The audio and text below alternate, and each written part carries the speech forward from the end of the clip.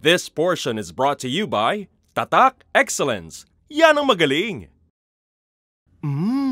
Malambot, mabango, makinis, at masarap. Tikman natin ang White Gold of Pangasinan, ang Puto Kalasyao. Mula sa iba't ibang bayan, mula sa ibang bansa, sadyang dinadagsa ang linamnam ng puto sa Kalasyao, Pangasinan. Ang Kalasyao puto kasi is soft, aromatic, and of course smooth. So may quality siya na kakaiba talaga sa ibang puto na siyang nagiging acceptable sa ating mga consumers. Ang lakas-lakas ng benta ng puto dito sa Kalasyao. May mga nakakapagpatayo din dyan ng malalaking bahay na nakakapag-aral ng kanilang mga anak. Isa na si Rudy de la Cruz sa mga umasenso sa puto. Katunayan, nag-umpisa kami, napakaliit na po na, 96 naman yon. Inutang pa namin worth 70 pesos. Yun, doon kami talaga nag-umpisa. Prayer ko noon, Lord, bigyan niyo po kami ng hanap buhay dito sa Kalasyao. At ang tugon ng Panginoon, ginawa niyang doble-doble yung ginagawa namin. Sa ngayon, 5 kaban hanggang 6 na kaban na yung ginagawa namin araw-araw. Sa tulong ng Panginoon, talagang hindi niya kami pinababayaan. Lagi namin kasama ang Diyos sa aming negosyo. There are only 2 major requirements for making your own puto: bigas at asukal. Hugasan ng bigas na maraming beses. Malalaman na enough na ang paghugas kapag malinaw na at walang kulay ang tubig.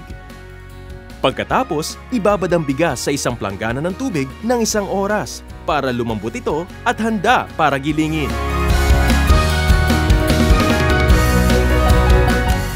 Makalipas ang 1 oras, dalhin ang bigas sa gilingan.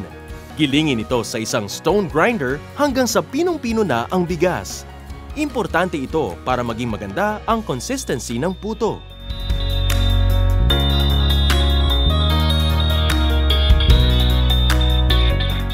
Kapag pino na ang bigas, handa na itong haluan ng asukal at tubig. Ihalo ang asukal sa giniling na bigas. There should be a 1-to-1 ratio between rice and sugar. Afterwards, pour in some clean water. Ang dami ng tubig ay nakadepende sa tigas ng bigas na gagamitin. Pagkatapos, isalin ang mixture papunta sa banga.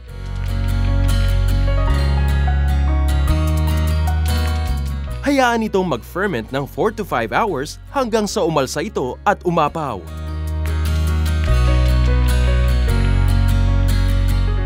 Kapag umapaw na ang puto mula sa banga, salain na ito sa isang net.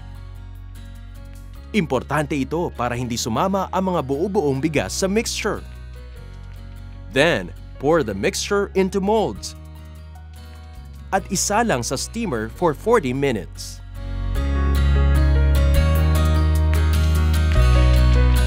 After 40 minutes, mapapansing umalsa na ang puto. Ilabas ito sa steamer at palamigin ng ilang minuto bago tanggalin sa hulmahan. Use banana leaves to package your puto to maintain its wonderful aroma.